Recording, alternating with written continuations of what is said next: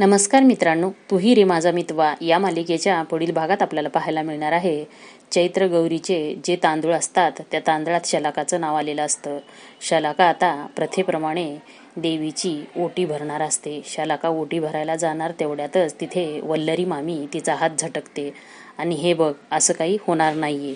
ही राजे शिर्कीच्या घरातली चैत्र गौर आहे आणि तुझ्यासारख्या नवऱ्यानी टाकलेल्या बाईला आम्ही आमच्या देवीची ओटी नाही भरू देणार.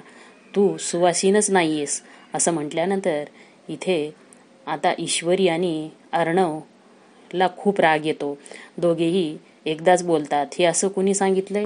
मग ईश्वरी म्हणते, हा अपमान आहे. तर अर्णव म्हणतो, हा बरोबर आहे. असं कुणी सांगितलंय की नवऱ्याने टाकलंय म्हणून तिला ओटी भरायचं द्यायचं नाही? त्यांचं काय चुकलं यात? तांदळामध्ये त्यांचं ते मान आलेला आहे ना, त्यांचा तो अधिकार आहे. कोणी सांगितलंय हे? तर वल्लरी म्हणते, पण नवऱ्याने टाकलंय ना हिला, ही सुवासीन नाहीये. तर दोघेही म्हणतात, नवऱ्याने टाकलंय म्हणून सुवासीन नाही आहे की नाही? गळ्यात मंगळसूत्र आहे ना तिच्या, शिवाय माणुसकी, ती एक माणुसकी जपायला हवी असं दोघेही एकत्र म्हणतात. आणि आरतीची थाळी अर्णव ईश्वरी शलाकाला देतात आणि ओटी भरायलाही सांगतात. दोघेही हात जोडून देवीला नमस्कार करत असतात. दोघेही एकमेकाकडे पाहतात. विचार जुळले असल्यामुळे आजीला तर खूप आनंदच होतो.